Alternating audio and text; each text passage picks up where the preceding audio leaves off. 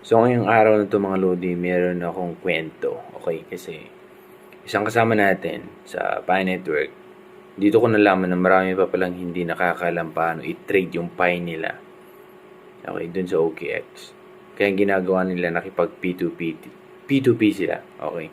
Or merong bumibili ng Pi at ang nangyari nga, yung bumibili ng Pi scammer pala.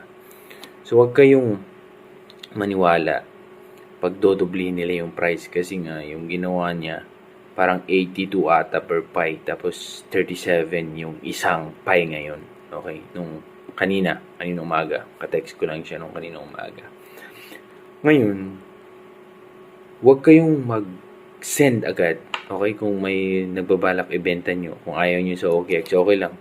Kung meron kayong katransak, okay lang. Pero payment first. Ganun lang. Okay? Or wag basta isesend yung payment sa GCash nyo, basta yung pera muna. Ganun. Huwag naman kayo maniwala kung kasi i-click mo tong link na to, mga ganun-ganun, tapos ipipaste mo yung mga passphrase mo, mga delikado yun. Ang una nyong gawin, okay, kung gusto nyo talagang ibenta yung Pi nyo, doon sa hindi marunong magbenta sa OKX or sa mga ibang exchange na kung saan meron ang Pi doon, ang gagawin nyo, payment first. Okay? At after naggawa ang payment first, kunin mo yung address na kung saan isi-send mo yung Pi sa kanila. Pero pag magsisend sila ng link, dito mo ilalagay, ganun-ganun, scammer na yan. Pag ayaw nila mag-payment first, scammer na yan. Kahit dinoble nila. Lalo pag dinoble na yung price.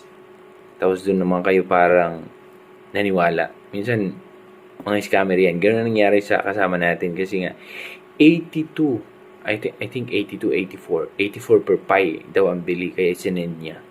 Ayun, hindi na bumalik. Or yung tao yun, walang ibinigay na pera sa kanya. Kaya, ingat-ingat lang.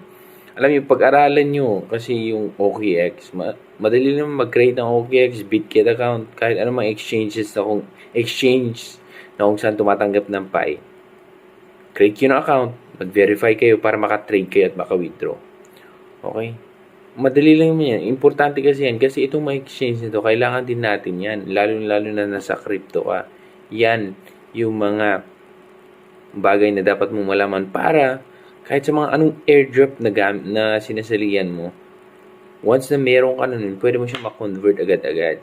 Mga iba kasi, hindi alam, meron na nga sila na-receive ni airdrop pero hindi naman nila alam i-convert, wala lang din. Pagdating ng araw, yung airdrop nila bumagsak na, wala na, hindi na na-convert. Ganun lang yun eh. Kaya dapat mong, kung marunong kang mag-grind, marunong mo ding